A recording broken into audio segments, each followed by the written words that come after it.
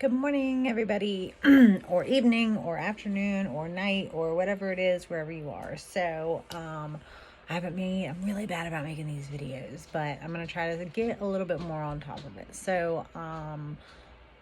One of the things I've kind of talked about hypnosis or hypnotherapy and my experiences on it, and I'm slacking a little bit. I've still got to finish out a few courses for my last certification. I have the hypnosis, but I need the hypnotherapy one. But one of the things that I wanted to talk about was life coaching. One of the things that I offer is life coaching. And what that means is that when somebody comes in to see me, we kind of do a little bit of an assessment here. Where are we at? Where do we want to be? And what little steps do we got to take to get there? So that can be for a lot of things. Sometimes that is for goals that you might have for your future, whether you want to go back to college, whether or not you are looking to change careers, whether you've never done any of those things and you're trying to figure out how to do it. If you've had substance abuse issues, if you have had debilitating anxiety, depression, things like that. Why are we there? What do we got to do to get there? So I'm going to kind of give a little bit of insight on the ways that I've done this for myself. I'm going to try not to talk too much about the clients that I've already worked with because just in case the event ever occurs where they come across these videos, I do not want them to feel outed. So I'll just kind of talk about it on my own terms and situations. I feel like we're like looking up at me in a weird way here. Let me try to fix this.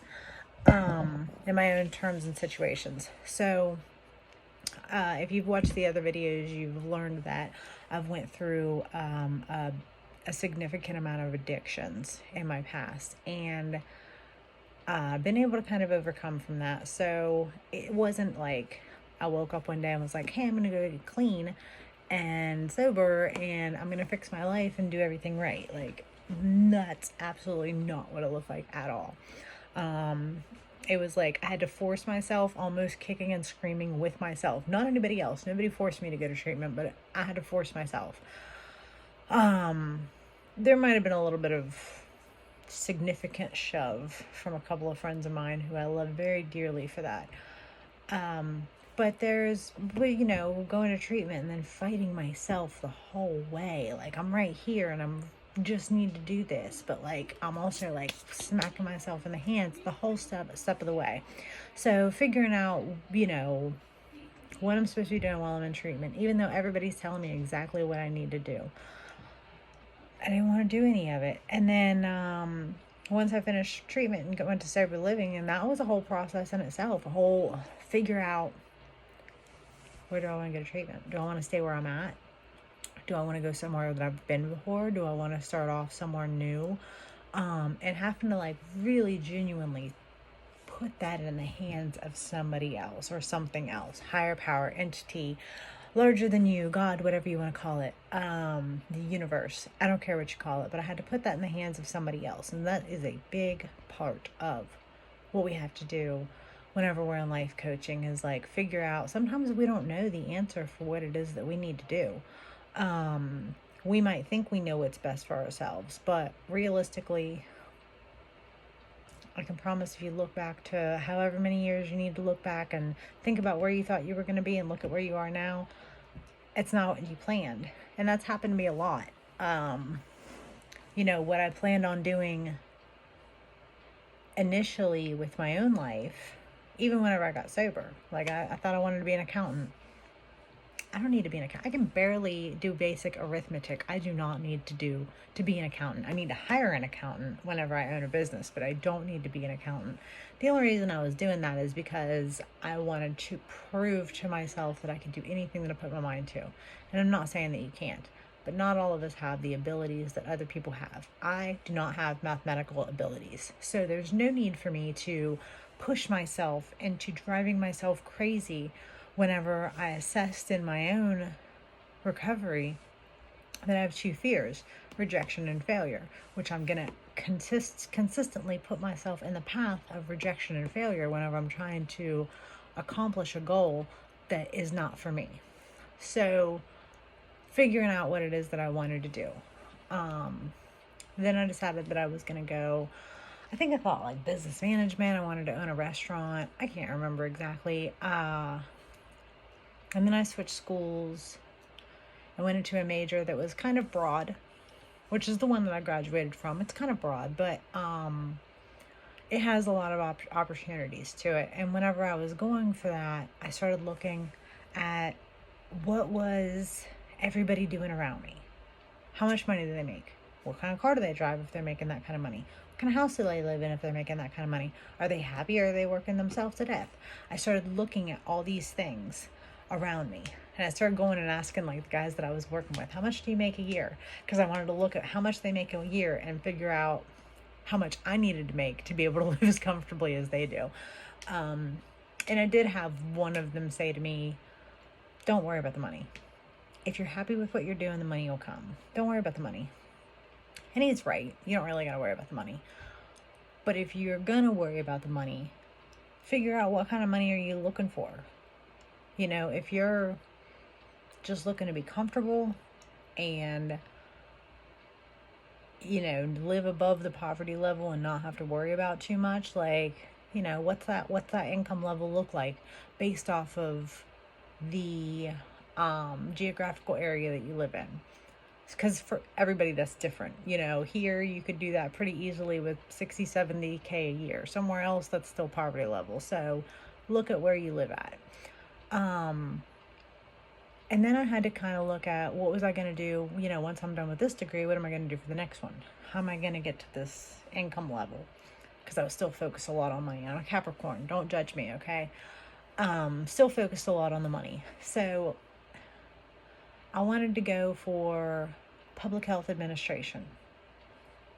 Kind of be at the top of the food chain in a hospital or a healthcare setting, because they are profitable businesses, and if I can kind of be up there at the top of the food chain, I may not be making what a doctor makes, but I should be able to be doing okay.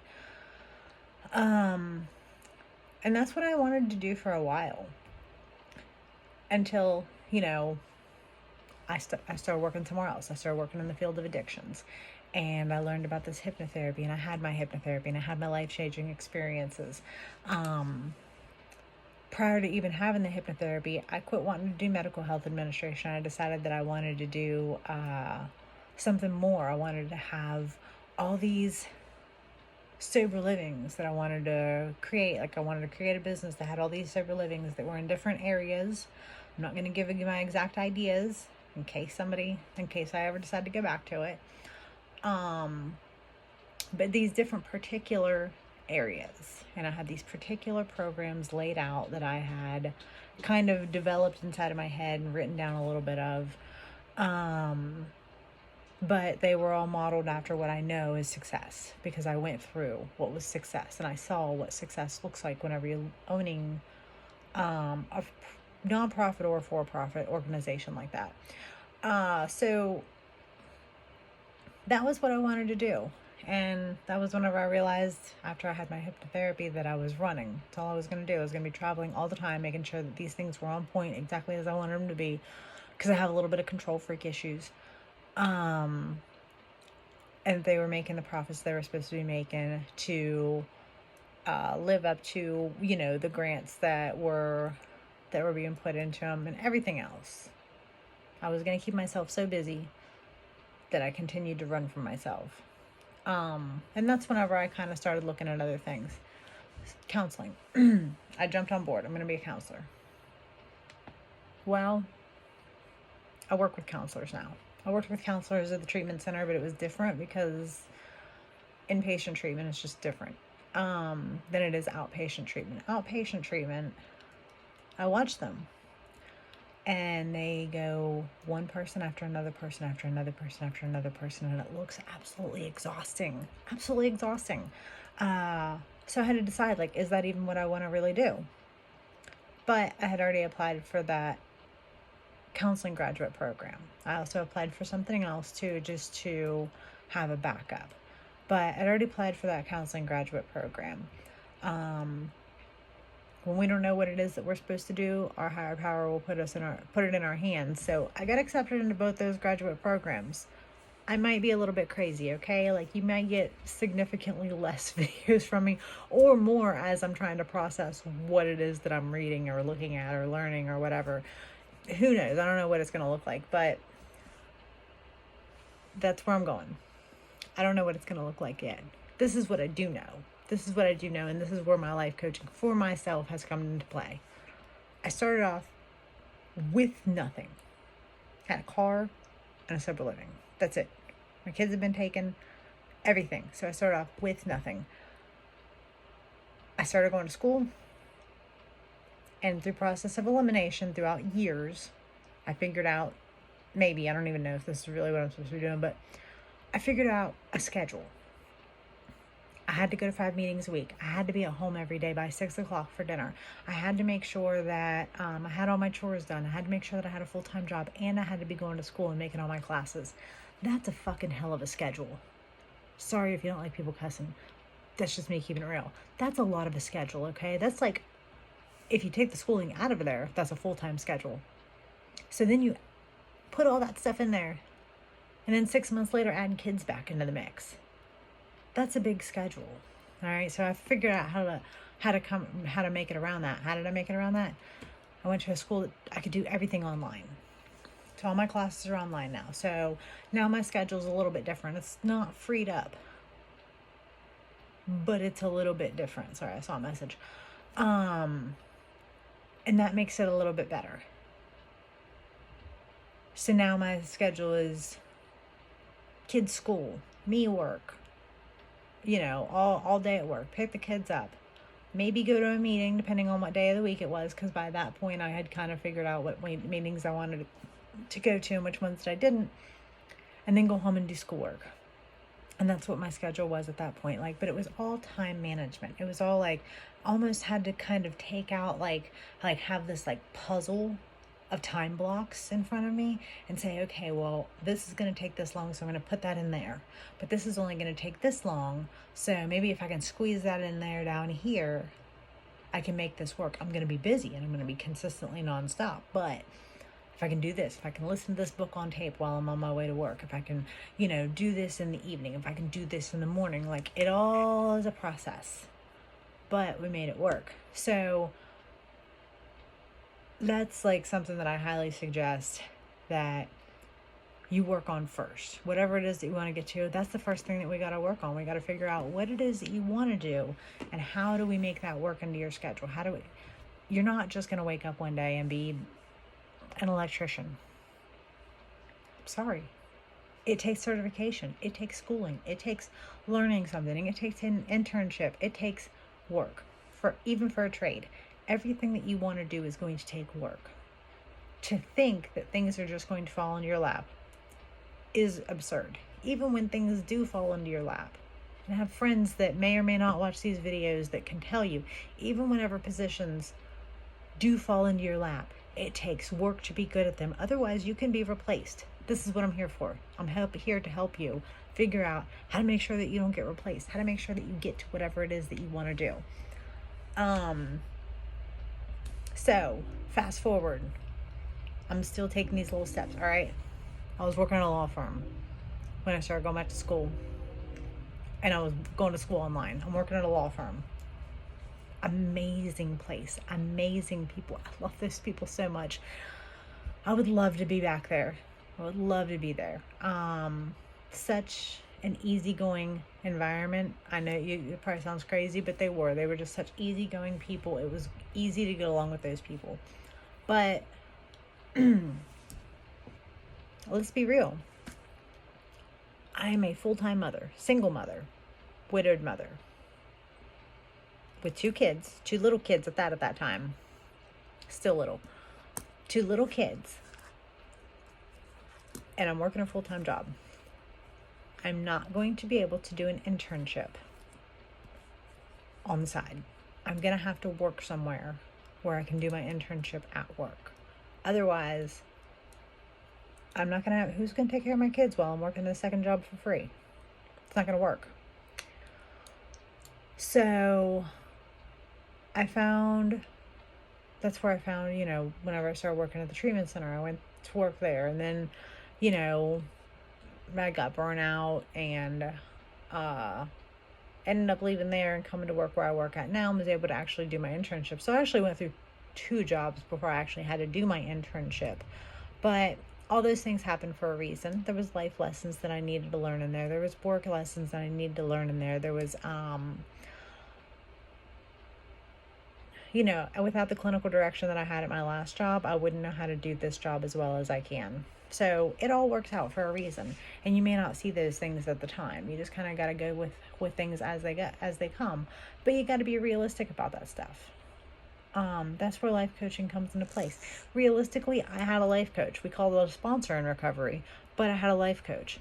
So that's what they're there to teach you and show you how to do. That's what I'm here to teach you and show you how to do. You don't have to crap, I hope that didn't. Nope, it didn't. All right. You don't have to know exactly what it is that you want to do. We can sit down and say, what are you interested in? Well, this might fall into place or this might fall into place. Do we need any education for that? Yes or no? All right, click that off. If the answer is yes, all right, where are you willing to go to school at? Can you go do online classes, or do you need in-person classes? Which one would be better for you? Taking those little things. So you might need to go from here to here. You can't see my hands. Here to here to be able to reach your goals. But you're going to have to take this step and this step and this step and this step and this step and this step and this step and this step to be able to get you here. And usually by the time you get here, you're going to realize that you're not done. There's still more to go. And this is just that, like, that's for careers or schooling. But then there's more. What about your emotional wellness? I do have a client, and I'm going to mention this one in particular. We're not his name, obviously. That would be a HIPAA violation. Such an amazing person. Like a genuinely amazing person. Would do anything for anybody. Came in, he was a very depressed person, and sometimes he comes in and he's still depressed. But we have worked on different things that we can do to build up his self-esteem. And some days he comes in here and I see it. I see that self-esteem being built. I see how he's feeling better about himself and being more confident. And then sometimes he'll come in here and I'm like, oh, we regressed. But that's okay. We're going to figure out where we fell short and we're going to get back to it. And we can usually identify what happened that is kind of bringing him down in that week. Sometimes life coaching looks like counseling, but it's not. It's not counseling. I do case management where I work at. It's supposed to be helping people find resources and get where they need to be, and that's based off goals. So like, it's in a sense like a little bit of life coaching, but as we ended up with less counselors, we started figuring out what are the people that I would be qualified to be able to help until I'm finished with my own counseling degrees. And I started taking these people on, and as I was taking these people on and I'm helping them, we're getting places, and you listen, we fall off sometime. I had a girl in here, I was so proud of her. I was like, she is knocking goals out the park. And then she came in later and was like, I gotta be honest with you, I've been lying to you for about a month and a half. Yeah, I've been doing all that stuff, but I've also been doing pills. Okay, well, now we're gonna work on that, because until we work on that, we can't continue to work on other goals, because this is holding you back. Even if, it doesn't omit the work that you've done, but this is gonna hold you back if we don't work on it now. And it did start to hold her back. It did start to affect her life. But we're bringing it back up. That's real life. Those are things that really happen. Like, you might be working on your anxiety and your self-esteem, and, then, I hate to say things like this out loud, your dog gets hit by a car. I hope your dog doesn't get hit by a car. But your dog gets hit by a car. So now, like, your anxiety is back to a maximum because this is basically your emotional support animal. Even if you didn't have it certified as an emotional support animal, that's basically what it was. So now your anxiety is back. You don't have this little support network at home that you were looking forward to going to every day. It's created depression and lack of self-esteem because, one, you miss your animals, so you're going into grief, and also now you're starting to wonder, are you even like capable of taking care of an animal? Because now you're second guessing yourself and breaking yourself down. This is all things that I can help with. We build you back up. All the living things die. Does not take away your grief, but it happens. Figuring out realistically like what it is that we're dealing with. So this is just kind of an intro, one-on-one idea of what life coaching is and how it is that I can help. And the reason that I'm putting it on here is because if you're in my area, you can just schedule an appointment here where I work at, and we can get you in. If you're not in my area, you can go to the spiritualfourthdimension.com and we'll get you scheduled. We're going to make you an appointment. I am, that's weird, working on, packages or whatever, but just message me and we'll set something up for pricings. But I don't want anybody to be super pressed about pricings right now. So, look into it. There's nothing that can really go wrong with it. All you've got is guidance to help you get to where it is that you want to be. It's not necessarily counseling, but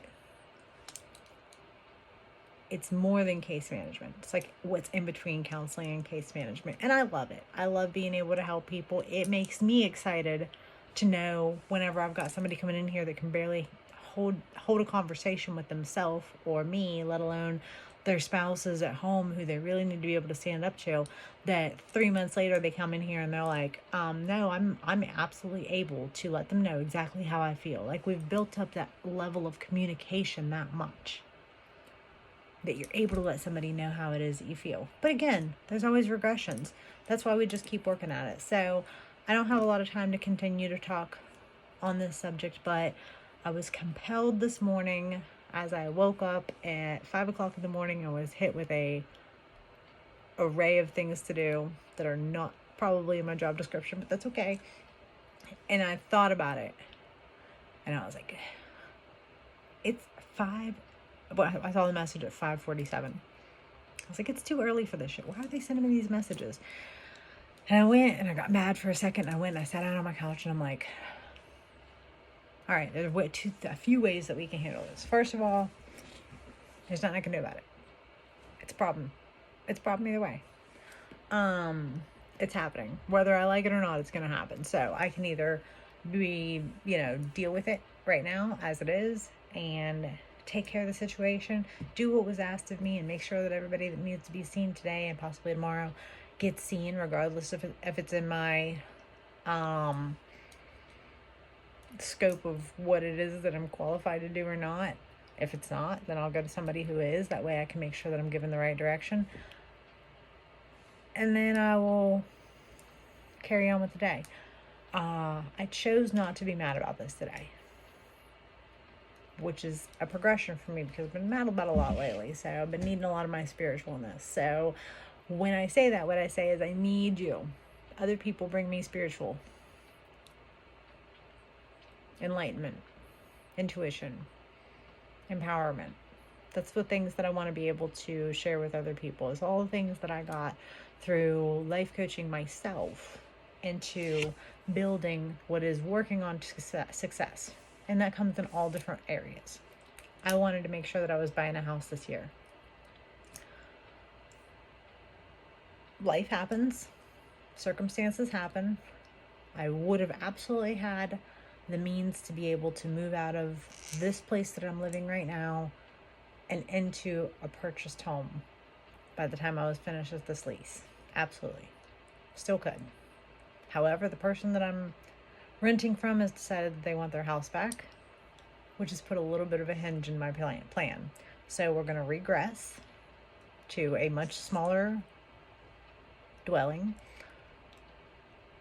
which is going to be cheaper, which is going to give me more money, time to save money, and by about the same time that I had planned on buying my house next year, I should be able to purchase a home.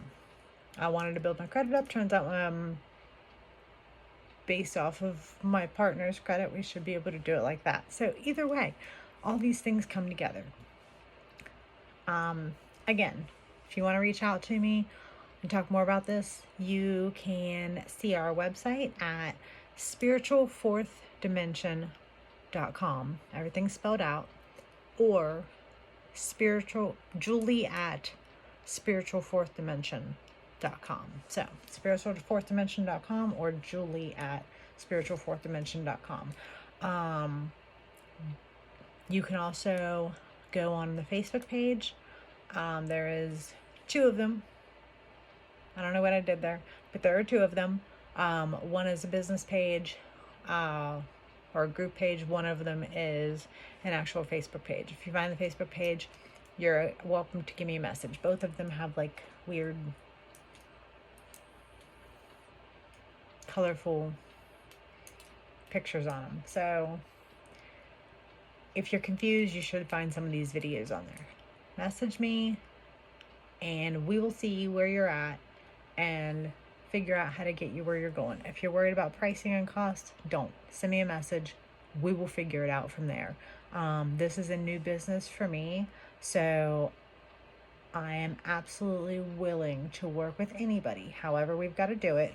I haven't figured out how to do sliding fee scales yet, but once we do, I'll be able to do that as well. But we will figure it out. I'm not going to deny anybody because they don't have the $50 or $60 to pay for a session. We'll figure it out. You got $20, we'll make it work. I don't care. I don't really care. I just want to be able to help people that might need help, because people helped me whenever I need help. And that's what it is that we're supposed to do. So do not worry about pricing right now. Let's just get you started. Let's just get us started. And then we'll worry about that later. Right now, if you're worried about being able to even keep a job, I probably don't figure that you're going to be able to pay much for a session. Let's get you there. And then we'll worry about packages. Let's get you an intake. And then we'll start worrying about how to make sure that you're financially stable, to make sure that you're able to pay for packages. And we'll go from there. So, again, my name is Julie, and I hope to see you all soon.